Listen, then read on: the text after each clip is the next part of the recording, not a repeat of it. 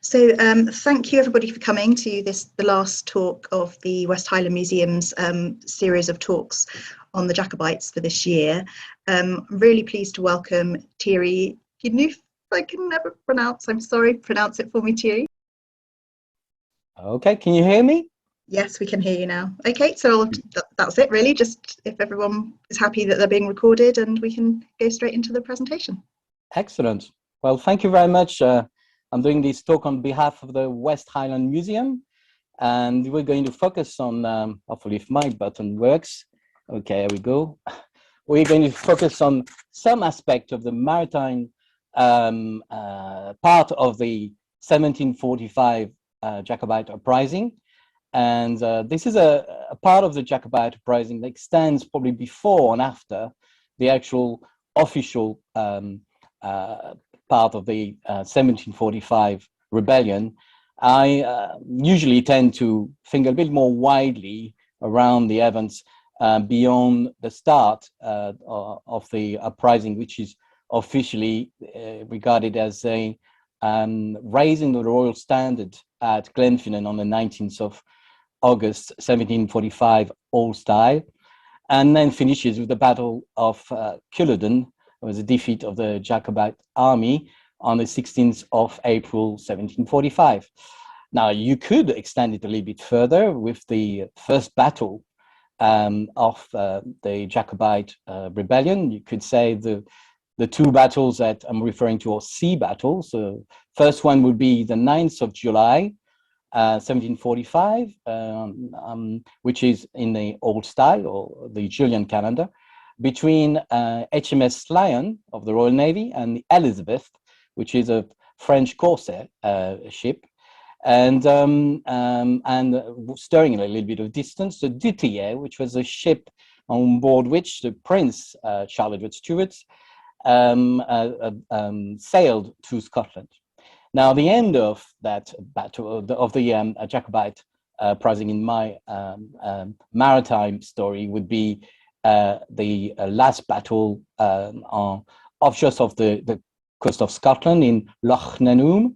So where two ships coming from northern Brittany, from France, from northern Brittany, named Le Mars and Adelon, would have tried to pick up the Prince on the 3rd of May, 1746 now, so 1746, and they failed to locate him, but returned with quite a few exiles from the Jacobite army back to northern, to Nantes, or nearby. The southern port of Nantes was Paimboeuf, and that would be the maritime aspect of 1745.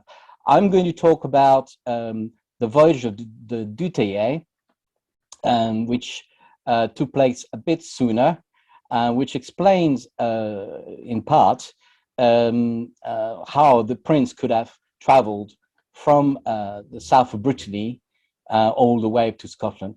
But I'm going to widen the scope of the story by talking about the ship itself, the Doutelle, because there's quite a bit of a misunderstanding maybe over the last year what the ship was really. My story is going to start very soon now. So it shows in the title that technically it is a privateer. So I'm going to explain that a little bit more, because the Natural Trust for Scotland has qualified the ship as French slave ship in a report, part of a study about the slave trade called Facing Our Past.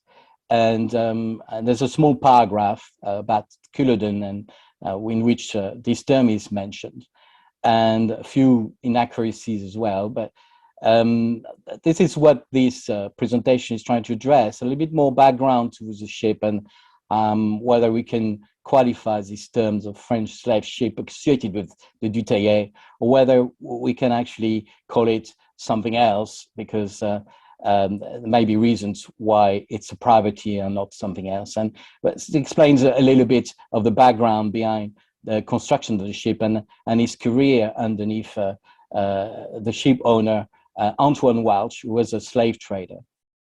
So how does it link with Prince Charles Edward Stuart? We're going to find out a little bit more now. So the Teillay is remembered as a ship that brought Prince Charles Edward Stuart to Scotland in July 1745. Now the ship comes under several spelling version of the name. Doutelle is the name of a commissary of the French Navy, well, merchant navy mainly, in Nantes, in a port of Nantes in the south of Brittany. His name was Claude Kyle Doutelle, and he had very good relationship with Antoine Welch, who was a wealthy merchant, which meant he was doing a bit of everything in Nantes, from being a corsair to being a slave trader, involved in a triangular trade, anything that could make wealth for him, and including the ownership of plantation in the French West Indies. Especially, he had plantations from 1740s onwards in Saint-Domingue, Dominican Republic, roughly, or Haiti, where it is now. So they had a good relationship because he was bringing a lot of wealth to France through his activities. And it's quite possible the name of the ship was named after the commissary of Nantes, named Doutelle. So the spelling, even the French had trouble in spelling it, but the British even more. So they called the ship La Doutelle. So has some sort of feminine connotation to it, but believe me, it had a bit of a sting as a ship with 18 cannons and 24 swivel guns. So I wouldn't say it's a slave trade ship in that respect. It is more like a corsair. We're going to find out a bit more. So it's an interesting ship in the way it was conceived, and also captured the imagination of maritime painters and illustrators. I recall 4 paintings and 3 illustrations showing the Teillay. Also, it's mainly the result of imagination of painters. I don't think anybody really has seen the ship and taken a drawing or a capture of exactly how it was built. But I think it's pretty close to other ships called light frigate légère, that the French built around that period. As they started to build new frigates from the 1740s, they had a particular design that was copied and reproduced all around French ports when they were being built. So I think we have a pretty good idea of what it looks like.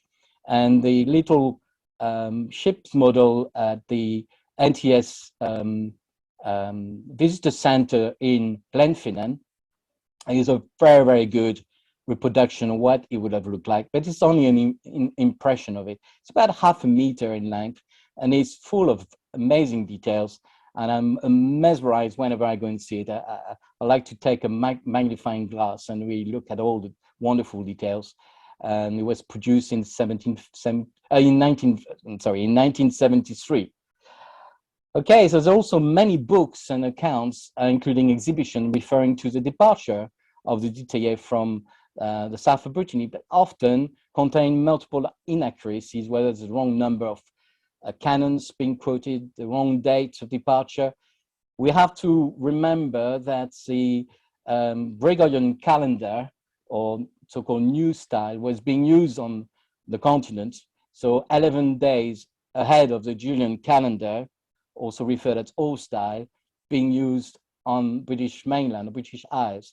So whenever we're on the continent, we always refer to New Style dates, and whenever we are in British Isles, we then move back 11 days and refer to the dates in the Julian calendar. At sea, it's a bit more hit and miss, and we will refer to the Old Style for the battle between HMS Lion and Elizabeth. So that we take for granted that the interest came from the British Isles about this sea battle, and it's always referred as the 9th of July, 1745, Old Style, but it's in fact 20th of July, New Style. So of course, when we switch between those dates, there can be inaccuracies that can occur as a result. But there's a date that's often referred to as a departure, which is 7th of July, and doesn't mean anything at all. It's not recorded anywhere. I think it's just a remainder of old memoirs and inaccuracies that have been carried from books to books. And I was surprised to see inaccuracies in the exhibition about Bonnie Prince Charles in Edinburgh a few years ago. And also the reference to the date is also mentioned at the NTS Glenfinnan Visitor Center. So there's a few things we can clarify today. So there's a bit of geography involved in sailing, otherwise you may end up with your ship on the rocks. So I just want to give you a little bit of background to the geography of Brittany and some of the ports that we and location which we find of interest with the Jacobite uprising of 1745, but also the Stuarts in general. So the birthplace of the Stuarts, if I may point with my arrow, is meant to be Doutelle of Brittany, and then we have also other locations of interest. So we see Nantes further south. So you see it's very much almost at the border. Well, Nantes was the capital of Brittany when it was still independent until it was joined with France in 1532 officially. And then Saint-Nazaire, which is where I come from, was a tiny little port, sort of a borough, a little fort, in fact, just on the corner of the mouth of the Loire River, the north bank, and probably hosted about 800 people. And now it's about 70,000 people, and with a shipyard. At the time, it was very tiny. And then we have this place called Serran, which is near Angers. There's a castle there, which is, has an interesting Jacobite flavor because it was acquired by the Welsh family, mentioned Antoine Walsh, but they had brothers and sisters, and his brother Francois was given the castle of Serran. Well, actually, Antoine Walsh purchased that castle in 1749 and became the family castle, basically. It's a bit complicated, but and the Walsh of Serran, which gained their nobility in 1753, 1754, established themselves in the castle of Serran in just west of Angers, and this is where the family still remains to this day, under the name of Prince and Princess of Mérode and Prince of Ligne. So very impressive nobility titles associated to the Welsh de Serran. There is Belle-Île, which is an important island where whoever controlled Belle-Île could control all the navigation south of Brittany. It's a very important fort there in Le Palais. Audierne is a little port on the extreme west of Brittany, which is a location just the same latitude as the battle between HMS Lion and the Elizabeth, with the Doutelle standing back a few hundred yards behind the battle, and it's about 100 miles, nautical miles, west of the coast of west coast of Brittany. So much further south than most people believe it happened. Most people tend to believe it's further north, somewhere in entrance of the channel. I'm just believing the coordinates given in the records. Then there's Brest, which is the main port of the French military navy. So let's not confuse the merchant navy, the corsair ports of Saint-Malo, for instance, and Nantes, with the French navy at its main port in Brest. And then we have other places of interest. So Saint-Malo is a famous corsair city, but they also did a bit of slave trade there. And Cape Friel is a mooring point, not so far. And it's from Saint-Malo, we had several ships that departed, including the two ships that went to collect Prince Charles Edward Stuart in end of August and up to September 1746, L'Heureux and Le Prince de Conti, to bring back the prince back to Roscoff, which is the next place we're talking about. While Doutelle is a birth of the Stuart dynasty, Roscoff is interesting too, because Mary, Queen of Scots, landed there on the 15th of August, 1548 again. Sorry about mistaking the date. So 1548, the young 5-year-old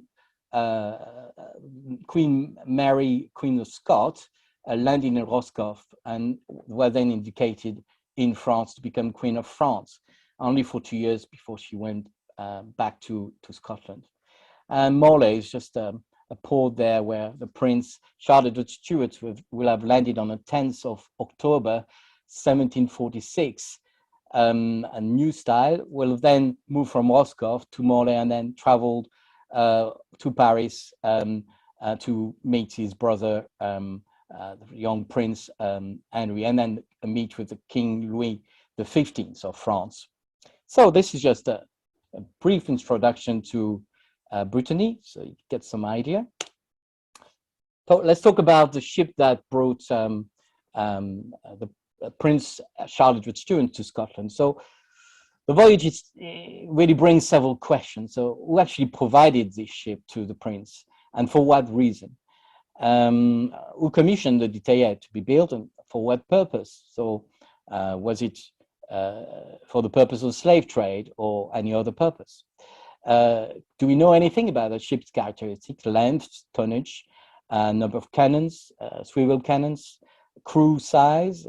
What mission did she achieve from the moment she was built and the moment she sailed to Scotland? And what happened after the ship left the Prince to his fate and to the Jacobite Rebellion of 1745? What did happen after that? So what's interesting too is, how did the Doutelle leave France? Was it with the knowledge of the French king had organized the expedition, or was it done by privateers in complete secrecy under the nose of the French king and the ministers? So as I mentioned, we're very interested to know what happens to the Doutelle afterwards, and then we'll find a little bit more about that as well.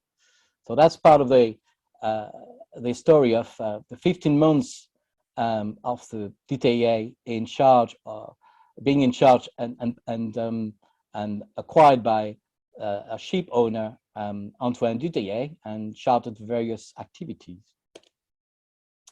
What's really interesting and important is to find out a little bit more about why the Prince Charles Edward Stuart ended up in France, and we have to go back to beginning of 1744, and then I will explain a little bit more what happens from January 1745 onwards, because we need to really have a bit of background. How on earth did he manage to get to Nantes and then Saint-Nazaire on board the Doutelle? We need to understand a little bit more the background. So beginning of January 1744, a Scottish Jacobite named Baldy arrives in Rome and spreads a rumor, and probably a little bit more than that, that the French are planning to invade England, and that obviously spurs his interest, because he's been itching to travel to France and do something to claim the crown of England, Scotland, let's say Ireland, in the name of his father James. So he's very much keen to get involved with any activity to drive towards that. But of course, the French have a different agenda, and it's not very ambivalent. They obviously want the support of Stuart, but they'll do it in their own terms, basically. And that doesn't satisfy the Prince. So he managed to convince his father that he has to travel to France. And he's been given a passport, but not really a visa to travel to France. So it's misinterpreted by him as, we invite you to come over to France at your leisure, but it's not really what the French king meant. Nevertheless, there's a very interesting story how he managed to evade his spies, especially English spies, to travel to the south of France, which he managed to reach at the end of January 1744, and then somehow skip through the quarantine of 8 days and travel to Paris, where he makes an entrance unexpectedly on the 8th of February, 1744. Say unexpectedly, because I don't think the French king and his minister were expecting him to turn up suddenly. Nevertheless, they make the best of it, and is sent to Gravelines in north of France to be considered as part of the invasion army under the Marshal of Saxe. Now, the expedition turns out to be a complete fiasco because it's badly organized. The weather happens to be very bad. 2 storms at the beginning of March destroy most of the supply ships in the port of Dunkirk, and that's the end of the expedition, really.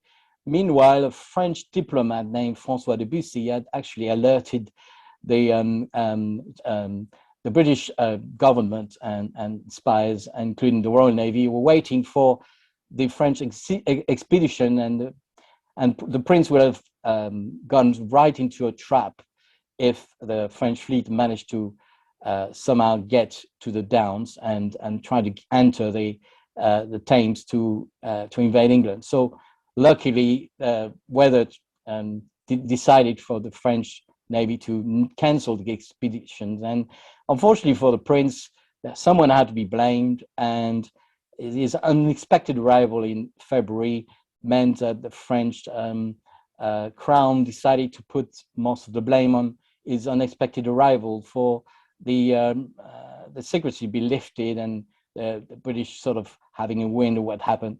Having said that, the French had to declare war on Britain, which they did, and therefore started the war in Flanders. 11th of May, 1745, we'll know that the Battle of Fontenoy was won by the French, but way before that, we need to go back and see what happened to the prince. So they had to take a low profile for most of 1744, being given false promises by the French kingdom. Something will happen. He strongly believed they eventually will make a move and try to organize the expedition in the British Isles. His idea was a good one, probably, to send an invasion force to the west of Scotland, and that was a proposal he made to Scottish Jacobite advisors staying in France, who all were fighting for the favor of King James in Rome to have the leading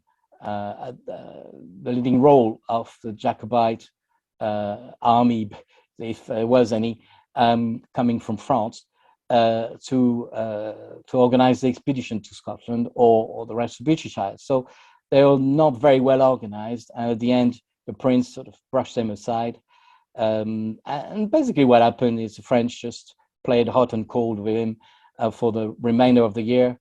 And he was just every so often turning up in Paris unexpected in mass balls, and making sure people recognize him, even though he was wearing a mask. And he was threatened by the French king to have his pension removed if he continued showing up unexpectedly in various places. So he learned his way to sort of be patient and build up his own plans, realizing the French would not make the first move to organize an expedition to Scotland, as he was probably hoping, but he would have to organize that expedition on his own, and hopefully the French will follow. So at the beginning of 1745, I would say that he had made up his mind. He was going to travel to Scotland, even though he might have to do it on his own in a canoe. But really, he needed some help. And the first person he joined, or he could meet in the north of France, was Lord Clare, often referred to as such because he was a Colonel Charles O'Brien of the Clare's Dragoon, part of the French army, who happened to be the hero of the Battle of Fontenoy, the real one, who may have saved the day for Marshal Maréchal of Saxe.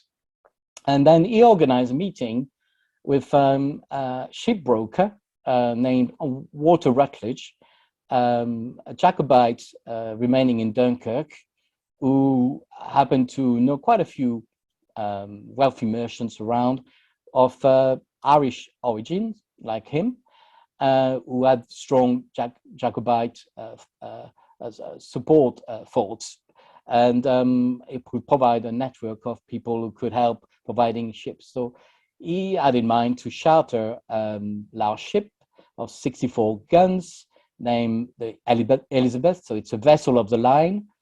And in France, it was a bit strange in a way, because the French Navy will allow its ships not to be used, if not used for war at sea, would be potentially used by privateers to organize corsair expeditions. And that was his idea, but he needed obviously the support of the French minister of the French Navy, Count of Maurepas, often referred as Maurepas. And somehow Prince managed to convince Maurepas that it was a good idea to have the Elizabeth sent on a corsair mission on the west of the British Isles to capture enemy vessels, and that would be a good training ground for troops as well.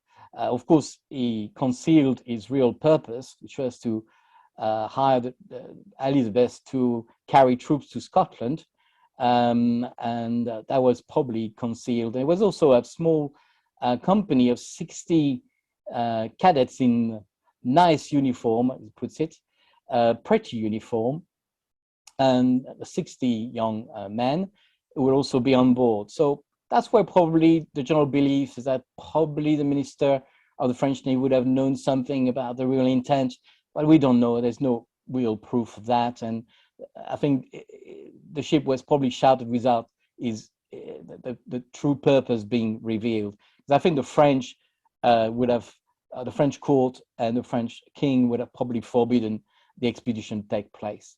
All the letters the prince has written show absolute secrecy in his purpose, in his true purpose to organize the expedition without the knowledge of the French kingdom. But the prince needed another ship, which Walter Rutledge needed to provide somehow, but he didn't have one.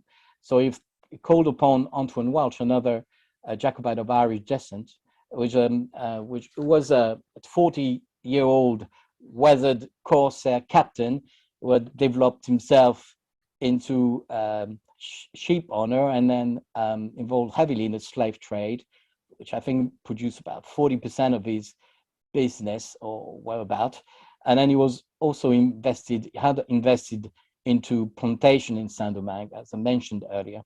And he happened to have a nice light frigate that at his disposal, which wasn't doing much at the time, called the Doutelle, was probably intended to escort vessels in the West Indies while it was not being used for corsair activities.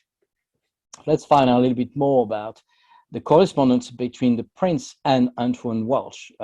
This letter of the 12th of April, 1745, tells the intents of the prince and it shows the secrecy in his correspondence. So is using Walter Rutledge as a go-between. If you want to read the letter, you can at your own leisure. It's really interesting to see that Walter Rutledge is being used as a go-between. So I think until this point, Antoine Welch and the prince haven't met. And he's going to visit in Nantes, visit Antoine Welch and explain the plan that the prince has in mind for the expedition in Scotland by word of mouth. And secrecy and diligence are very much as in the mind of the prince. So he probably believes that you can't talk to anybody about it, but you have to, of course, you have to involve several people in the expedition to organize it. But he really makes a point of making sure there's invaluable secrecy from both ship owners and also do it fast, basically. The response from Antoine Welch in writing comes back 10 days later, because of the time it takes to travel from James, which is about, for courier to travel to Nantes, it's a long distance.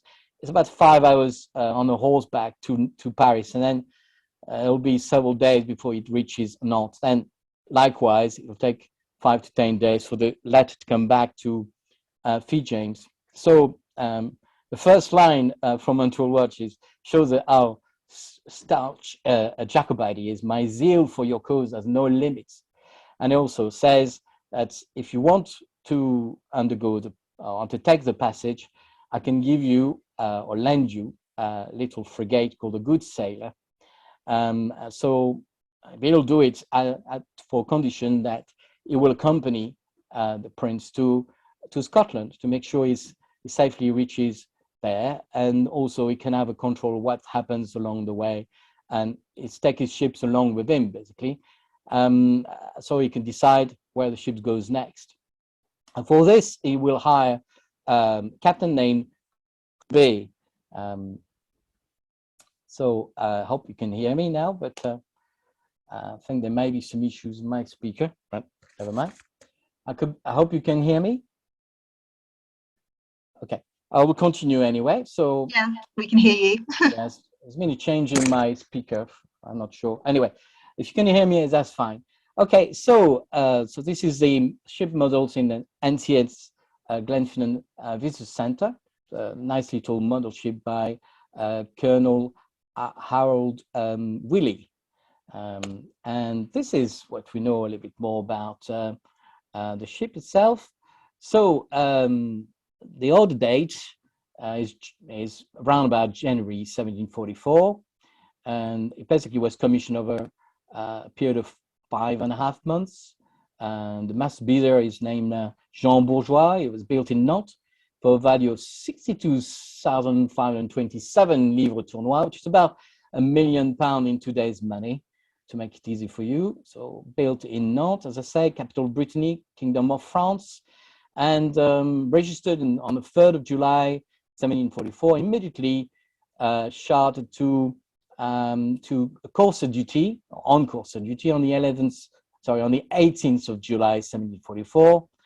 The main ship owner, 11/16 of it, is Antoine Welch. His brother has a quarter of it, and another ship owner in Nantes named de la Villetreux has a 16th of it as well.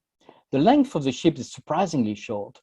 Now, Howard Willey based this model on a much larger ship called La Panthère, which captured in August 1745 by the Royal Navy and renamed HMS Amazon, and it was about 115 feet. So the ship here is estimated around 78 feet by a French writer, Commandant Marc Paillet, in the 1970s, did some research and found some interesting information in the archive of Nantes.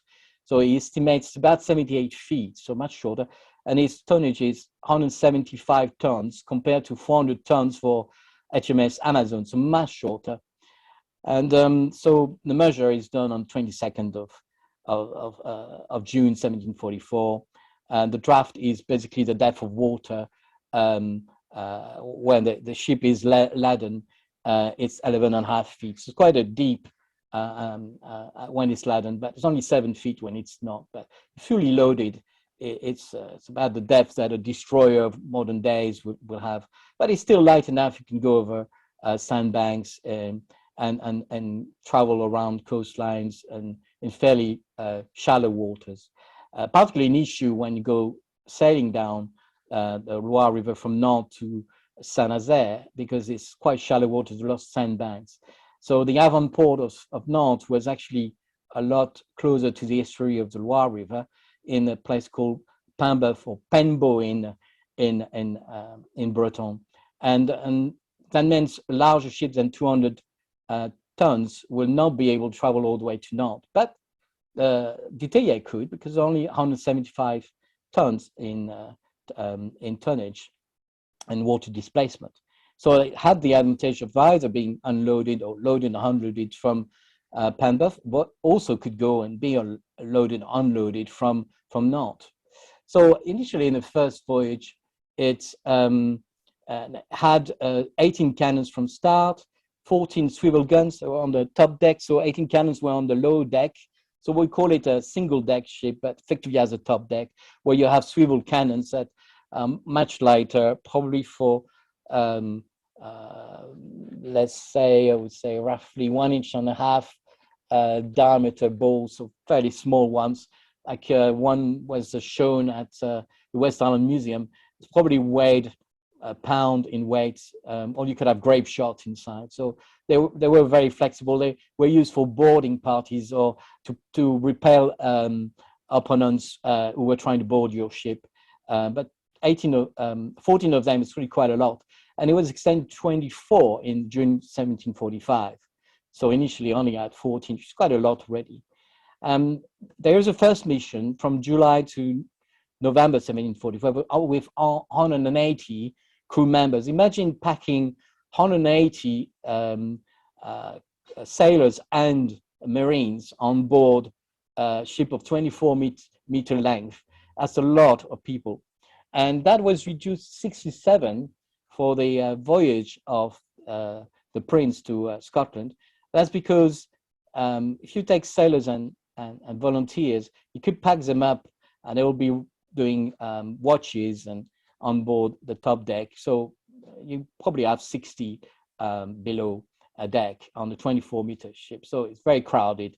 When you have passengers, I would say a passenger will take the space of 10 sailors and volunteers. So think about it, you had 12 passengers and 67 crew members. That's about 180, 190 equivalent to the first voyage. So, and even then it was really cramped. And then you had to store weapons, ammunition, and supplies as well. So it explains the sudden drop by 2/3 of the crew in July 1745 compared to the first voyage.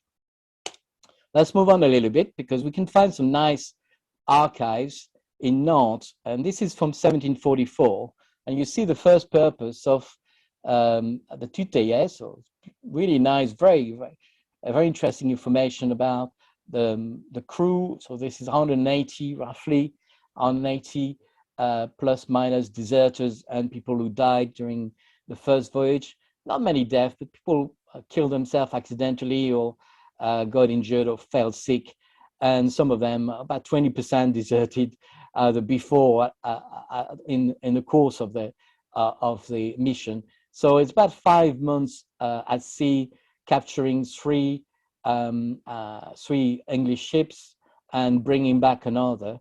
So a pretty good harvest, if you call it this way. But it's basically merchant raiding and capturing other ships, taking hostages. And just the rule at sea at the time were pretty ruthless. But it sounds nicer these days when you talk about corsairs, buccaneers. That's because of Hollywood movies, I guess. But it was pretty ruthless activity of basically, I would call it piracy with a letter of marque. So if captured, they wouldn't be executed, but treated as prisoners of war. So this is 1744, and war has been declared between France and the United Kingdom. So they are at war, so they can wage wars, and under the cover of war, you could have corsair expeditions. And this is why the ship had been built, for the purpose of bringing money home and fighting the British at sea and collecting whatever they can. So the crew very much will gain their reward from the bounty, a booty they would get from the war at sea. And you see the shares in the last column is how much the captain will get and the other crew members will get. And so you have the rank captain, second captain, lieutenant, the maître d'hôtel, or you call that a butler, and the cook, who happens to be Black African and gets a 1 share. So he wasn't technically a slave. And then the matelot, or the able seaman. And then you go down that way, they earn less and less money, right? And among the captains, very interesting chap named Marion Dufresne, who became famous sailor exploring the Pacific around the time of James Cook. And he's also one of the 2 captains who brought back, he was a captain of Prince de Conti, and brought back the prince who was traveling on the other ship called L'Heureux in September 1746. So he was involved later in the rescue mission of the prince back from the islands.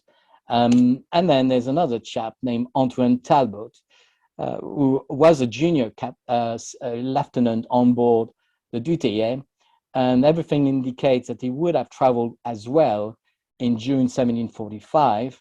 And we can probably mention his name later because Talbot may ring the bell as Captain Talbot, who was made captain on the 20th of February 1746 to command le Prince Charles.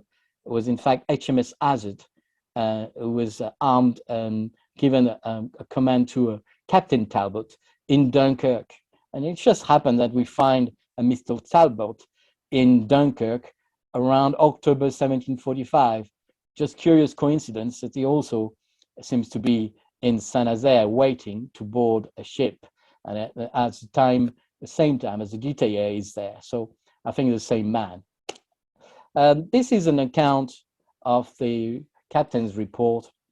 I need to speed up a bit because otherwise we'll be there at 8 o'clock. This is what we find of the report at the end of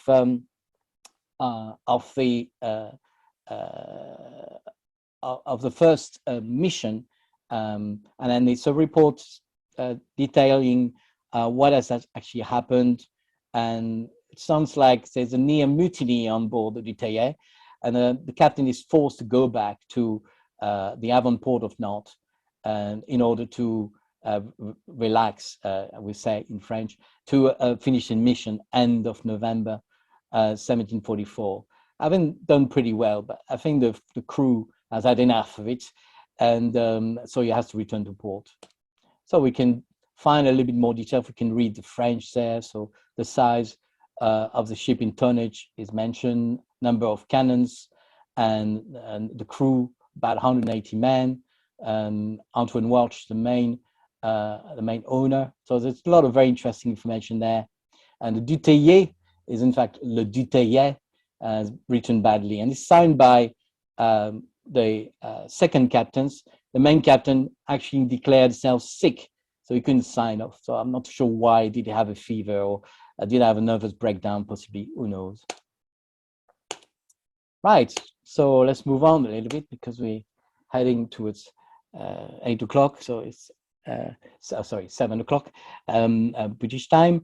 So we start the journey in 1745 from Bonance, which is a beach just west of Saint-Nazaire, on the 2nd of July, 1744. Is the time when, the day when the prince boarded the Doutelle at 7 o'clock in the evening, according to the captain's log, which was found end of the 19th century in the castle of Serran in the archive, and then was used to write a book by the Duke of Trémouille, who happens to be a descendant of the Welsh of Serran.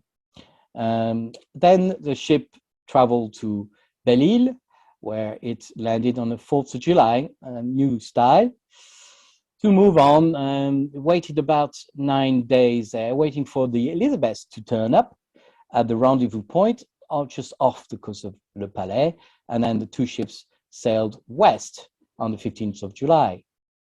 Then the ships eventually had to split apart because of the battle between HMS Lion and Elizabeth off the west coast of Brittany. And the Elizabeth was put out of action but not sunk, had to return back to Brest, and a decision was made for the Doutelle to travel around the coast, west coast of Ireland, all the way to the Outer Hebrides, which had reached around the 22nd of July, and then Eriskay, 23rd of July, old style. And we move old style now, 11 days behind. And then the ship eventually landed in Loch Nanoom, and a couple of days later moved to Loch Hailort, where it stayed 8 nights.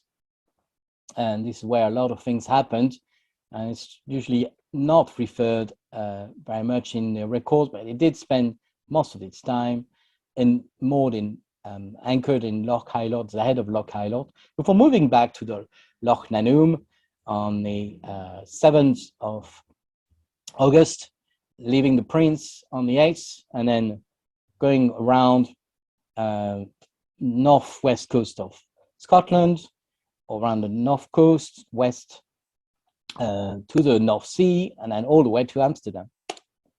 And this is just a painting you can find in, sorry, in Castle of Serran. It's just an outlet there. Used also by the NTS Glenfinnan brochure, and it's a painting showing a letter being given by the Prince to Antoine Welch on the left, the Prince on the right. It's a larger painting, quite big, about 1.5 meters wide, 2 meters tall, produced in 1755, so posthumous painting. Very interesting because on the letter you can actually read, this is a letter intended to the King of Great Britain in Rome, and that letter provides promise of title of nobility to Antoine Welch, which is very important for him because that's what he's seeking, is regaining the nobility of his ancestors, which his father Philip Welch had to forfeit when he had to emigrate in 1690 to Saint-Malo, and therefore he lost his title of nobility for the rest of his family. So it's very important for Antoine Welch to regain those titles. So, talking about maps a little bit, this is a map of 1748 produced by Colonel Grant, which is really interesting here is there was a map produced already after he was freed following the Act of Indemnity, 1747, then went back to France, and then King Louis XV said, well, I'd like you to produce a map showing all the movements of the Prince during the Jacobine campaign. So we have here sort of little line there shown up. I could probably show you with a marker, a laser pointer maybe. That's it. It's been nicer here. So you should see Saint-Nazaire, there's that departure point, Belle-Île, and then moves all the way around. So it's already worked out. He's went to the southeast coast of the Outer Hebrides, a place called Barhead, some might call Berneret, and then he just follows through quite nicely. There's various accounts of sea battle here, places it wrongly on the southwest coast of Ireland, which is a sea battle between HMS Lion and the Elizabeth. And then there was also a very interesting note about the Battle of Prestonpans. And then the return in October 1746, not entirely sure that's quite accurate, the return back to Roscoff of the Prince on board L'Heureux and the Prince of Conti, or the Prince de Conti. So I'm just going to give you a little bit background. This is an ancient map of Brittany, and this is an extension of that little region down there. You see, Colonel Grant knew the ship had departed, probably through memoirs and accounts, departed from Saint-Nazaire. Remember that the captain's log hadn't been retrieved until the end of the 19th century. So this is based on verbal accounts, and the ship has gone to Belle-Île and moved on to the west. So he knew already quite a bit. And this is quite difficult to follow through. That's an extension of the West Island movements of the Prince. Fascinating to see all the little details with the rowing boats there. And whether it's accurate or not, we'll have to convene. But the geography of the Isle of Skye is rather interesting. And then the Outer Hebrides is even more challenging compared to what it really is in reality. So what I thought of doing was make my own map, sort of vintage style. And basically we would then be able to follow just the movement of the Doutelle all around.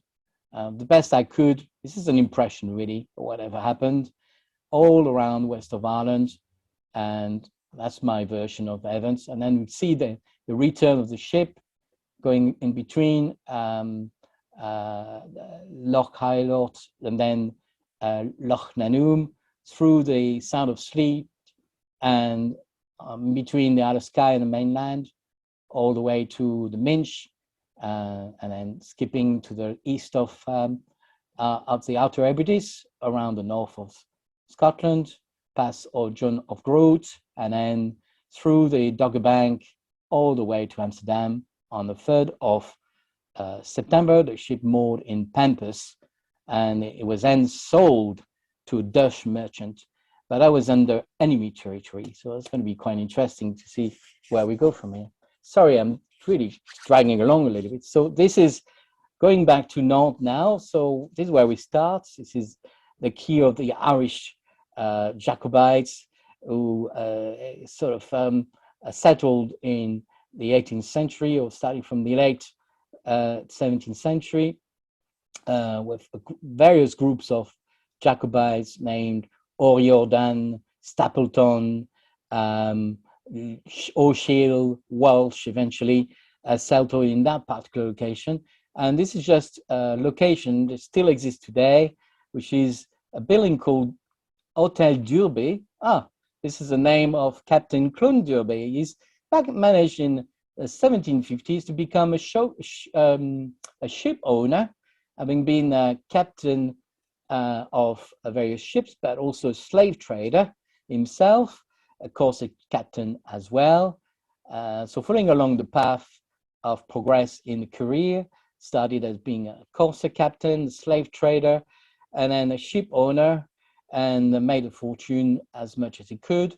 And to display his fortune, will raise an old building in his name and have it built in the Rococo style with lots of flamboyant and rich ornaments. And you can see a Bacchus with lots of grapes. There's a lot of wine being produced around Nantes, as you probably know, even more then, because we were making brandy at the time. Not anymore, but that brandy would have been used to transport to the colonies, potentially even as an exchange in the slave triangular trade, and but also, to Scotland, because it was believed to be a heart warmer in winter. So it's just the start of our journey. We're not too sure what happened exactly between the 29th of June and the 2nd of July. We believe the Teillay traveled all the way to Manda, which is an anchorage point on the south bank of the Loire River, but there's no record of the ship ever leaving Nantes. So we just suspect it did, and it makes sense really. But the Prince actually traveled probably on the 29th of June by separate boats, according to the account of Sir John MacDonald. And also a last letter posted or written by Sir Thomas Sheridan, written from 28th of June 1745, and that's a day before supposedly the ship carrying the Prince left. But apparently, according to John MacDonald, he traveled on two little ships, sailing ship, probably down the River Loire, probably small sailing boats, which could carry him all the way to Saint-Nazaire, where he stayed in a house, a guest house, which was arranged for him. And that probably meant as well that if he could sail down the River Loire separately from the Doutelle, and he was less likely to be seen boarding the ship from Nantes. And also he was dressed as a student in divinity, and because that was outfit supposedly was produced for him by Antoine Welch, and so he could travel in disguise under being perceived as a student in divinity, supposedly from the Scots College in Paris, but basically concealing himself as a member of the clergy. Which there were quite a few Irish clergymen living in Nantes and serving as chaplains on board ships. In fact, there was one named James Butler of Nantes, who was the official chaplain on board the Doutelle, and we have accounts from him. So we just don't know when the Doutelle left Nantes, if he ever did.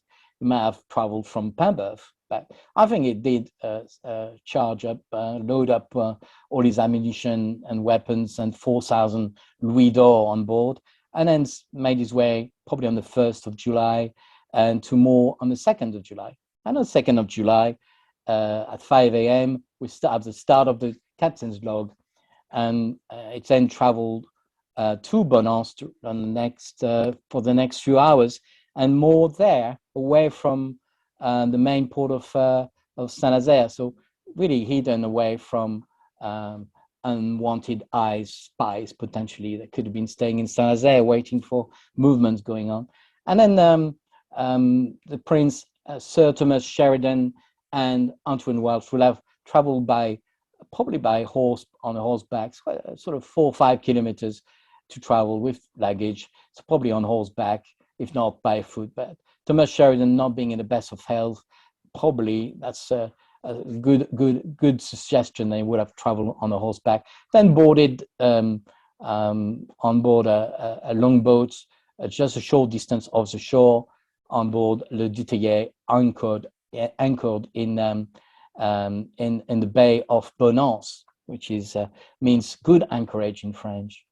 Then set sail the next day at 5 a.m., going south towards Noirmoutier.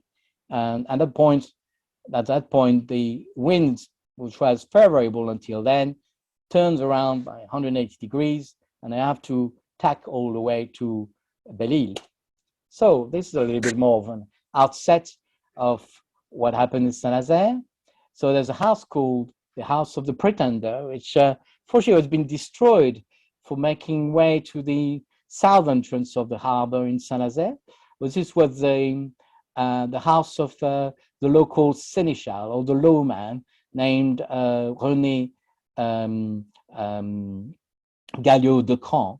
And he was a good friend of René Welsh, who was a daughter of André Welsh, distant cousins of Antoine Welsh, with whom he would have had a deal for the prince to be hosted in his town manor, which is seen just above there, with two floors. And he stayed probably for a couple of nights until the 2nd of June. And there's another place here which still remains to these days, the oldest building in Saint-Nazaire, which has suffered from the Second World War heavily. And it's called the Manoir du Sable, and it looks like an old farm, but this was unoccupied, but under the care of the Welsh of Saint-Nazaire, the branch of the Welsh of Saint-Nazaire, and possibly used as a secret venue for members of the passengers. We count among them the 7 men of Moidart and a few servants, so a dozen men in total. They would have had to stay in Saint-Nazaire by their own means, arrive by their own means, and also travel separately to the anchorage point in Bonance. So this is stage 2 of our journey. So stage 1, Doutelle weighs anchor from Mandin, travels to Bonance, anchors there, then they're in good view of Saint-Nazaire. So men who are staying there probably notice a ship passing by with a flotilla around. The ship just stays in Bonance, waiting for the passengers to arrive, and they do so one by one, except for the 3 last men, Antoine Welsh, Sir Thomas Sheridan, and the Prince, still disguised as a student in divinity. So this is the next stage, which is the movement to Belle-Île, right? So from Belle-Île, the ships eventually travel to west coast of Brittany. Unfortunately, they face themselves with 8 ships of the Royal Navy, and one is sort of stayed behind. And at that point, they have to face war at sea. The Elizabeth and Teillay decide on the, if I now move to the Julian calendar, on the 9th of July, 12 o'clock, have a council on board and say what they're going to do about the HMS Lion is getting quite close behind them. They turn southwest, trying to evade conflict, but no, they get slowly caught up by HMS Lion, which is a faster vessel of the line, 58 cannons. And then at 5 o'clock in the afternoon, the SMS Lion catches up with catches up with the Elizabeth and quite cleverly arrive on the starboard side, give a full broadside, and then crosses the bow of the Elizabeth and causes a lot of damage on board. The captain of the Elizabeth, named Pierre Dehaut, and his brother Charles are killed, according to Sir John Macdonald's account, very early in the battle. And then the flag captain, named Pierre Jean Bart, who's a nephew of a famous corsair captain named Jean Bart. They're all from Dunkirk, by the way. The ships also has come from Brest to Belle-Île. It basically has probably a main crew coming from northern France, from Dunkirk, where they also boarded Irish volunteers of Clare's regiment, and they are used as Marines on board the Elizabeth.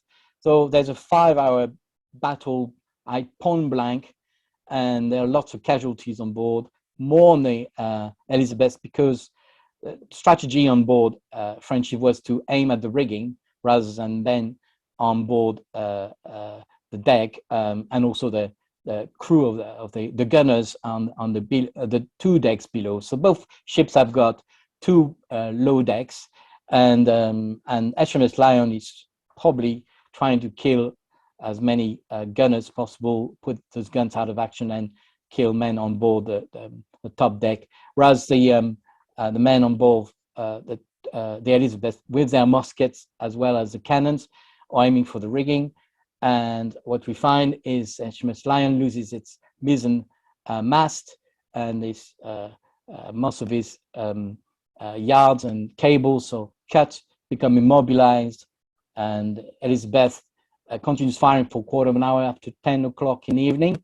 But the chase gun of HMS Lion shatters the helm of Elizabeth, and they both are totally immobilized, more or less, and they split apart. Lost casualty on board. The Elizabeth returned back to Brest, while HMS Lion goes back to Plymouth. It takes about 2-3 weeks to get back to Plymouth, and the Elizabeth has no choice. Too many casualties, too much damage, and the Antoine Welch and the captain on board the Doutelle really decide there's no way we're going to stay behind and help the Elizabeth limp back to Brest. And the flag captain offers his help to, if Antoine Welch and the captain of the Doutelle, Claude Durbet, can provide any yards, any means of repair. The flag captain, Pierre Jean Bart, will offers to repair the ship, but that means it's too much damage and too many cannonballs under the waterline. It really has to go back. It's a big loss for the Elizabeth to have to return back to Brest, because it carried most of the troops aimed for the expedition to Scotland, and the DT has to carry on its own. So there are a few drawings by Samuel Scott, which are being drawn for the record, probably for the need of the Royal Navy. So the captain on board the HMS Lion is named Percy Brett, and he's a very experienced captain, and I had to file an interesting report to the Royal Navy explaining why his ship got so much damage compared to the Elizabeth, that was a lot older and slower. Whereas the flag captain of the Elizabeth is actually praised for his gallantry and rewarded with a promotion. It's not really the case for Percy Brett, but he has written a fair report and is not being charged for misconduct whatsoever. Then we have these really lovely drawings showing 3 stages in the battle by Samuel Scott that are found in the archive at Inchbrook, and then a painting based on the second drawing, as you can see, 6 o'clock, and that was produced by a French painter for the account of the Royal Navy, and this is a painting that you can find at the National Maritime Museum in Greenwich by Dominique Serre the Elder in 1780. So that's one of the paintings that commemorates this famous Battle of the 9th of July 1745. Then we reached Scotland eventually. so the South Barra. So you see the captain of the Teillay struggles to, again, with his map, is trying to find the Outer Hebrides much further west than he should. And eventually has to hunt for it, and finds on the 21st of July, old style, eventually spots the Barra Head right at the south tip. So big hills there of the Outer Hebrides, turned around the south tip, and then managed to find Barra and on the roughly the 21st of July, 22nd of July, inside of Barra Head, and then eventually reaches the long Isle of Barra Island on the 22nd. There's a man of war inside, so the captain of the Doutelle thinks, probably wise with Anton Walsh as well, that to land all the passengers on Eriskay for one night, but the weather is really bad, so they can only pick them up the next day when the man of war is being spotted at a fair distance, and they can pick them up again after one night on Eriskay. Then they sleep out on the 24th in the evening, under cover of darkness, find their way to Loch Nanoom, in between the small isle of Caney, Rum and Egg, and just following south coast of the Isle of Skye, and eventually find himself in Loch Nanoom, where they moor the Doutelle in front of Brodale. Okay, so I'll just move on a little bit because we're getting on too much. I hope you're still following me. So on the 29th and 30th of July, from Loch Nanoom to Loch Ailort, indeed, the captain of the Doutelle, now they declare themselves as smuggler, until eventually they're confident that the people of Clan Ranald, MacDonald of Clan Ranald, are confident that they are safe to talk to, and effectively, I think they meet young Clan Ranald in Borrowdale, and eventually reveal the personality hidden behind the student nativity of being Prince Charles Edward Stuart. At that point, Claude Durbet, the captain of the Doutelle, want to put his ship safe, ask where can he moor in a safe location away from the main sea, because it's way too conspicuous, and they decide to move to Loch Ailort, where they moor at the head of the Loch Ailort. So probably rowing over there, because it's very narrow between little isles, a bit dangerous to sail, even a small ship like the Doutelle. So they land on the 30th of July. You could probably use a few sails, to be fair with you. And at that point, it's very interesting that they have a meeting with Clan's representative, recorded in the captain's log. And we believe they meet several representatives of Clans who have been summoned to meet the prince in Loch Ailort. I believe Archibald Cameron, the brother of Donald Campbell of Lockhill, has been invited and joined that meeting. From there, he will have to report to his brother, as the prince will summon Donald of Lockhill to come and meet him several days later, which I believe probably happened around the 5th of August, 5th, 6th of August, when the prince then decides to walk to Borrowdale, which is a few miles walking distance from the head of Loch Ailort, and then Donald Lockhill will have a meeting with him at that location. 30th or 31st of July, the weapons being unloaded. So there's muskets and various weapons and ammunition, powder being unloaded, and supplies as well. Let's remember that the harvest has been very poor, and I think they ran out of oat in 3 or 4 months before the Doutelle arrived. So they're very short of food on the coast of Lochaber, and therefore the food had to be brought to Borrowdale to feed the prince. And when they have nothing to do, the sailor of the Doutelle go fishing for oysters. Quite funny. and also go and see the Highlanders. For them, it's a bit of tourism. It's not out of question, and they're curious people for them, very different from where they dress in Brittany, and they're quite keen to get to know them a little bit more. And on the 5th of August, quite interestingly, the 24 swivel guns of the Doutelle are dismounted and unloaded for the war effort. Now, I believe about 10 of them have been mounted because the Prince probably thought he actually acquired them, small cannons, which are probably mounted as swivel guns on board the Teillay, in addition to the original 14. It's possible all of them have been dismounted with in mind to be used for the Jacobite uprising. So that comforts, obviously, the clansmen that they have a bit of artillery, even they're small guns. The Prince's idea was to put 2 of them on a mule, but I don't think there are many mules on the west coast of Lochaber in Moidart, and I think the clansmen were meant to be the mules to carry those guns. So I'm not sure they could carry all of them. But whether they would use later in battle, I don't know. They're quite small and probably didn't make much of an impact in the rest of the Jacobite uprising. 6th of August, the Doutelle sails back, or actually probably rowed back with a longboat in front of the Teillay. Takes all night to go back to Loch Nanoom, moors in front of Loch Nanoom, in front of Bordale House, and then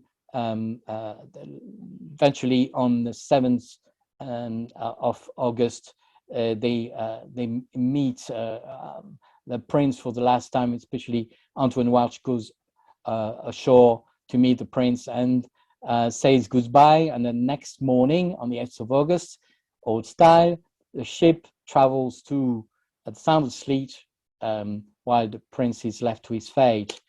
This is roughly a map of the movement of the ship back and forth, so you get the idea of where the ship was moored. Well, this is the moment when the letter is actually handed over. This is a high resolution painting of the painting at the Castle of Serran.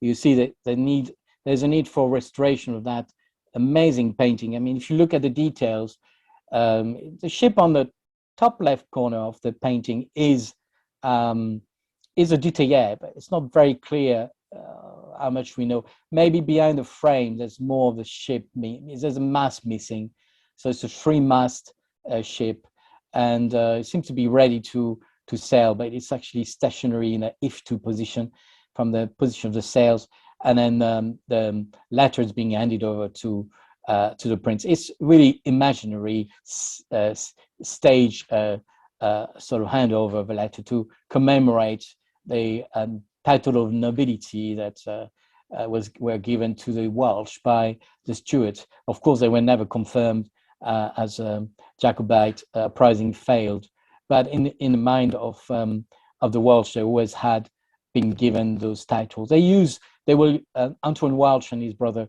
Francois will use this as an argument to the French court to gain their title of nobility in 1753 through different means to prove that they had noble rights.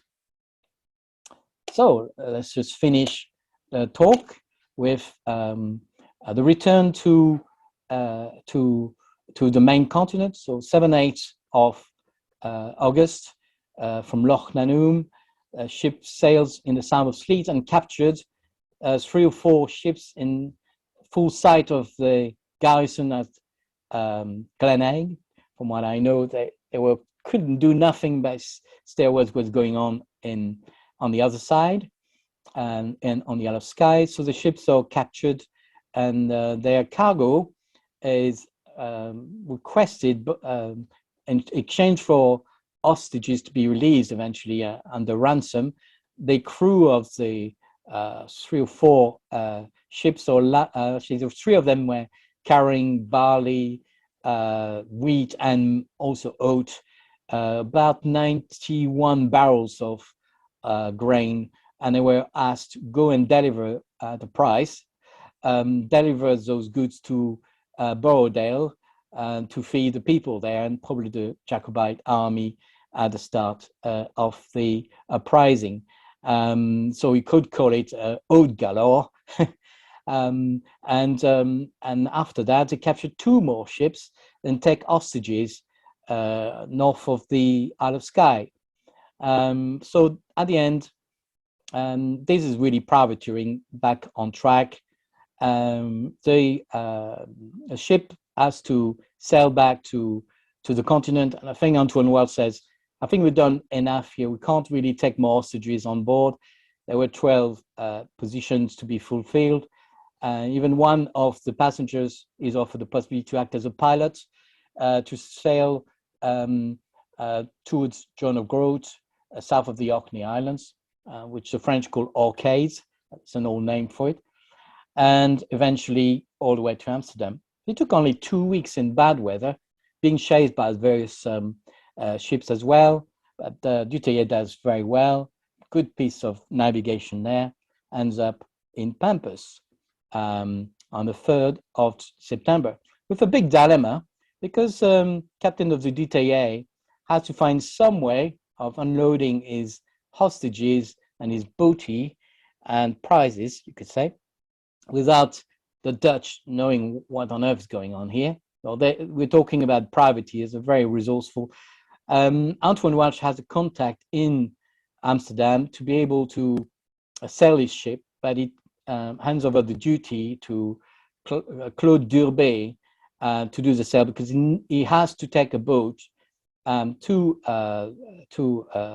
the coastline and travel by his own means to Dunkirk, and he will then write a letter intended to Claude Durbet, letting him know that he's managed to get across the front line all the way to France, or French occupied territory, and then so he can actually travel to Paris and announce the news that the prince has landed in Mordite. At that point, Claude Durbet has to sell the ship, probably at half price or nearby, so they can break even on all the cost that they have received for the organization of the expedition. So the potential relics that may have been attributed to, or could be attributed to the Teillay, although it's fairly unlikely, but there's a swivel gun in Clandonald Museum in Armadale, which is older than the Castle of Armadale, which dates from the 19th century. So it's possible it came from the Teillay, but will have been recovered somehow.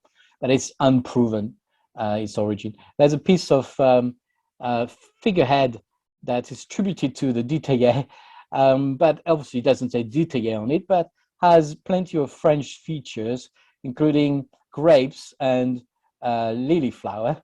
But again, it's part of the legend. It's a nice souvenir, but I don't know how the ship Teillay could have lost part of his figurehead along the way. This is collector item on the Isle of Skye. So where did it come from? I'm not too sure, but it's nice, part of the cultural heritage, and I admire whoever who's managed to find it to claim that it's part of the La Doutelle. But it's very old. It's probably dates from the end of, if not mid 18th century. So just in summary, to finish my talk, I really apologize for the length of the talk. The Teillay is a light frigate, a 3-mast sloop of modest dimension, built in 1744. And she was a privateer, so it was her intention when she was built, definitely. And there's no way she could have either traveled all the way to either the West Indies to bring back sugar and other things, because it needed 8 months to do the journey. And she couldn't have been part of the triangular trade either, because it took 2 years to do the full triangular trade to the west coast of Africa, picking up slaves and then going to the West Indies, French West Indies, Saint-Domingue, picking up cargo and bringing it back to Nantes. She had to return back to her home port. And there was no time. There was maybe 4 or 5 months delay between the end of November 1744 and around April, March, when the decision was made by Antoine Walsh to tribute duty for the expedition to Scotland, which was done in secrecy. And the prince's finances had improved by January 1745 to a degree where he could actually refund his debt.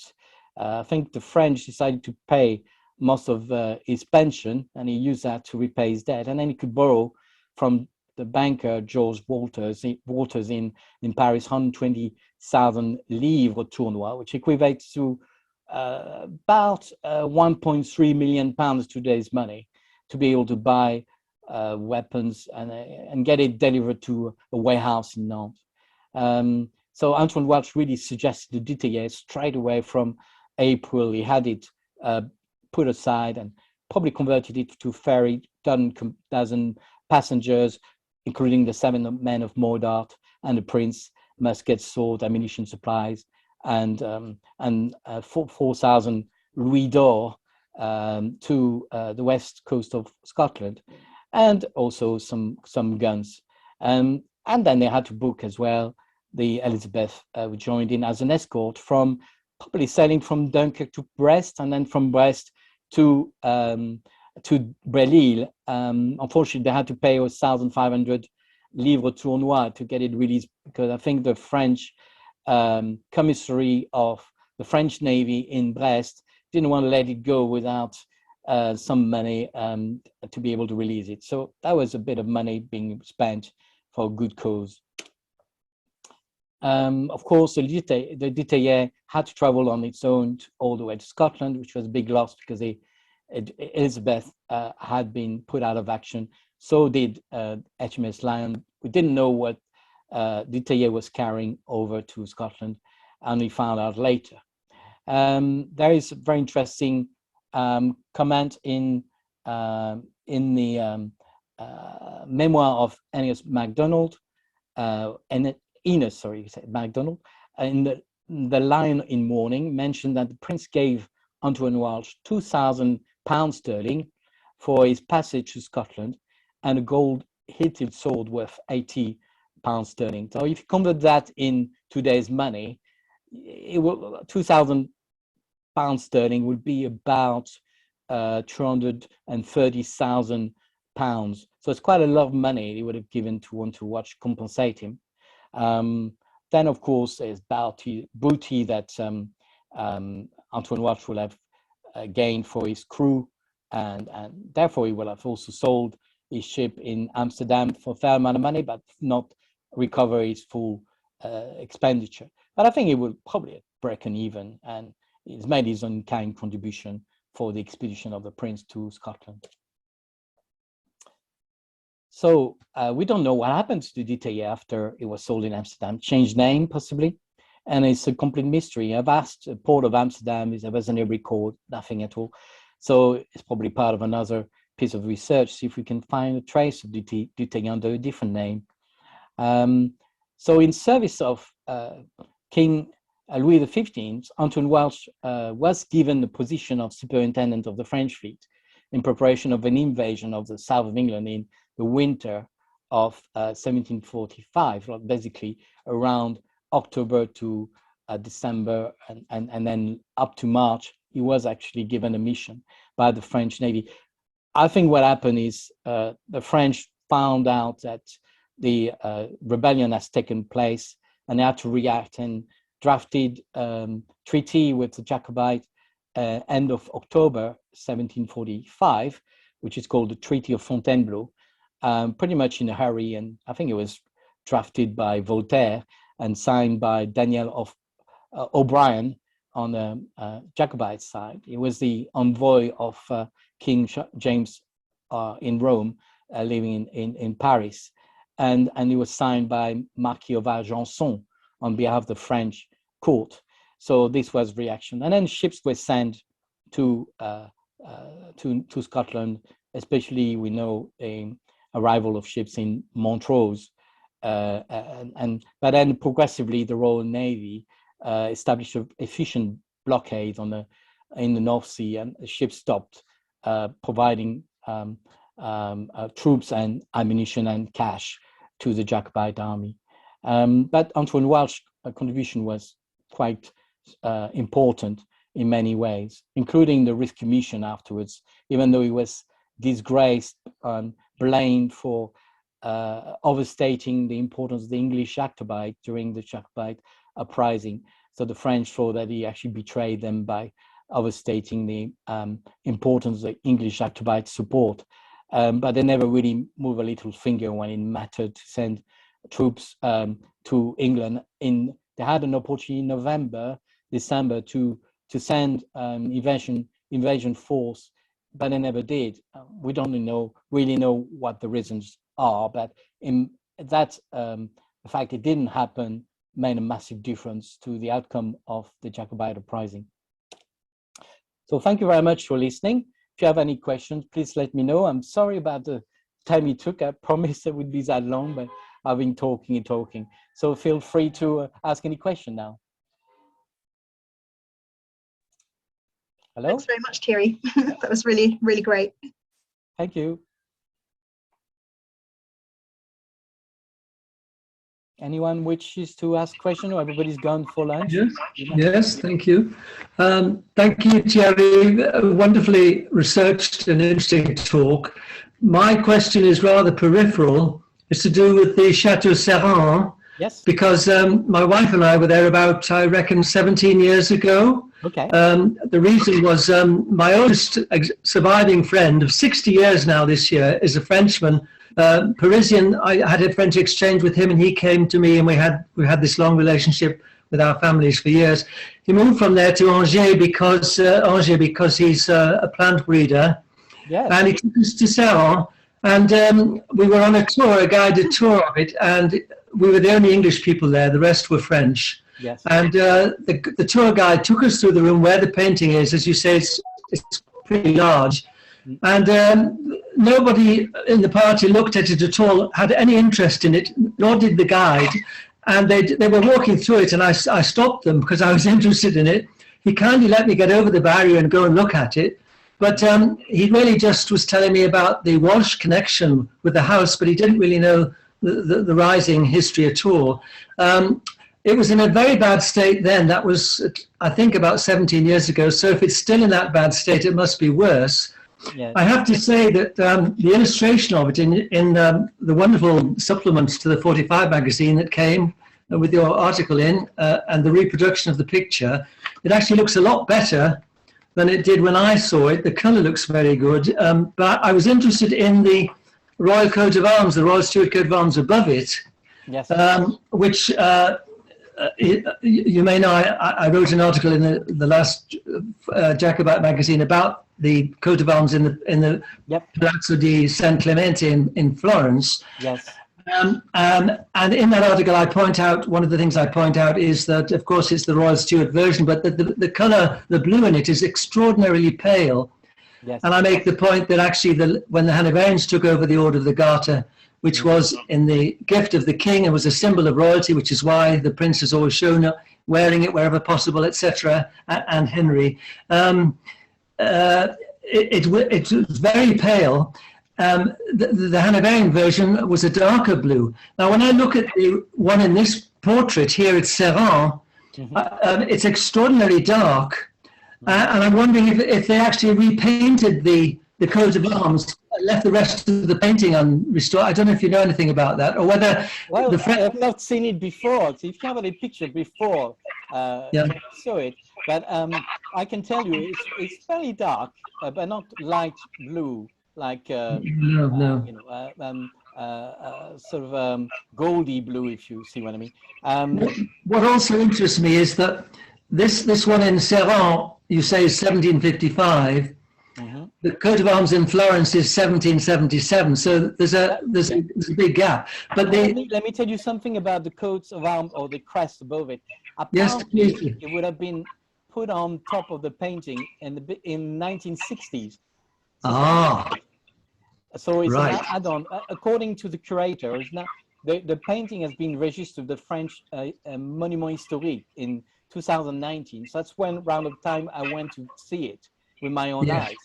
And the guy was telling me, it's just registered it with the French Monument Historique, and he hadn't received his contribution just yet. And then later, I corresponded with the curator who's put in charge of the evaluation of the painting, and he told me who is suspect is a main historical painter behind the painting and or the school behind it, named Claude Paulmier, and that's his main guess.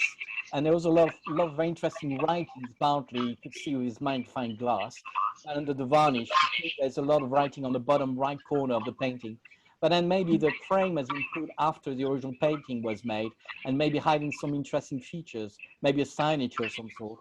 But the crest apparently was put much later in the 1960s, still showing some strong Stuart allegiance to the Walsh of Ceylon, even though the name has changed because with marriage and so on, the inheritance has gone to the Duke of Trémouille in at the beginning of the 20th century, when he published a book about the letter of correspondence between Prince Charles Edward Stuart and Antoine Walsh, and also other correspondents, and the captain's log of Claude Durbet is in there as well. And it's been translated in English in 1904. And all this can be found on the internet, actually. And you could buy the book too.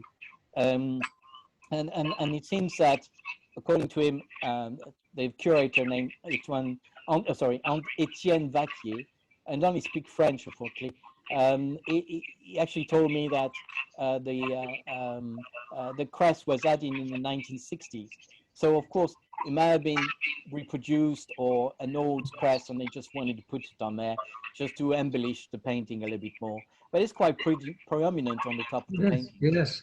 Well, that explains maybe the color. Thank you. But there's also the lettering on it and the motto "On est soit qui mal y pense." Yes. I noticed that in this version, it's spelled Honny, H-O-N-N-Y. We're used to H-O-N-I. Of course, we're talking about medieval French here, I suppose, 14th century when the order was created. But this one in the Ceylon version, 1960s version, has the same spelling as Honny on the books printed with James III's coat of arms at Saint-Germain. But the one in Florence, which is 1777, yes, has actually the more modern spelling, H-O-N-R. I'm wondering if Charles was sort of rather cool ahead of his on the modern crest of the wave and changing the spelling. But now you say this was done in the 1960s. I wonder which one they were copying. I don't know. But maybe they just had it somewhere. Yes. And Yes. it was dismounted and then put it back on. Yes. But yeah, the two spellings are correct. At the time in the 18th century, they used Y's everywhere. Like Fontenoy, it's actually Fontenoy, but should have been using an I. Also the double N here, yeah. So, thank you very much. I'm sorry, it's a bit esoteric, this question, but thank you for the answer. That was interesting. Well, thank you for your interest. Anybody wants to ask another question, or especially through the chat? I haven't looked at it just yet. Well, thank you for all the thanks coming through. Sorry about sometimes stumbling over my talk, but it's also taken much longer than expected. But I got carried away as always. Anybody wants to ask any other question, or everybody's gone for dinner, or what? Hi, Thierry. Yes. Hi. Hello. Forgive my sort of simple misunderstanding. The crew numbers that you were giving were 180 and 67. Yes. So was the difference a company of Marines, or could you? We don't have, because there's no report at all. I think it's probably down to secrecy. There is no captain's report filed in the archive and not. It's missing. Now, sometimes they go missing anyway. It's like the report of La Bellone doesn't exist, but the one of Le Mars does in June 1746. So there could be some records missing from the account. But there's no captain's report and no muster roll either. at all. So that means we have no record of who the people are. The only information we have is from the captain's log of Claude Durbet. It says 67 members. That's at the beginning of his captain's log. So, and I'm suppose he wouldn't write 67 for no reason. And it makes sense, because if you want to carry passengers, you can't treat them like sailors and volunteers. I think most of them would have been a mix of sailors and Marines as well. So 67, it will be probably mainly sailors and a few volunteers, but not too many, because they need to have enough crews to operate the ship, because 67 is not that much. I mean, for a ship of that size these days, a 72 feet Challenger sailing yacht, maximum crew 15. So 67 can get you a nice 3-watch crew, but you need some Marines as well if you want to board other vessels. I think just the sight of 18 guns and maybe no swivel guns anymore, but 18 guns will be enough to dissuade any merchant ship for trying to make a stand if they had 1 or 2 guns. So I think that was dissuasive enough for the ships that got captured to just give up right away and not risk the life of their crew. But yeah, I would say a few would have been Marines, as well as the rest of the crew would have been mainly sailors. And of course, we would have had a few officers. And I believe one of the officers, or second captain, was Antoine Talbot. And we found a trace of his name being mentioned in a letter by O. Egerty, dated of October. O. Egerty was a ship owner, was let's say a collaborator of Antoine Welch, based in Paris. And he was asking a lot of questions, what's going on with the Teillay, and he sort of seemed to be lagging behind the Evans. But he does mention, oh, by the way, it probably was also being used as a mailman to a degree. So he has a mailbox, and he sees a letter written with the writing of Mr. Talbot from Dunkirk. And then I think we're talking about the same man. And what's interesting in the archives in Nantes, it shows in there the progression of the captain's report, and it shows Antoine Talbot, the same man we're talking about, having been made captain, not necessarily where, but on the 20th of February, 1746. And that appears in the Jacobite miscellany of Henrietta Taylor as exactly the date when Captain Talbot was given command of Le Prince Charles. So now we can tie 2 stories together and explain why he was such a staunch Jacobite for supposedly a friend in service of the King Louis XV. I mean, they were doing their job, but it seemed to be particularly gallant and keen to help. And maybe he fell under the charm of Prince Charles Edward Stuart during the journey. Who knows? The charismatic prince.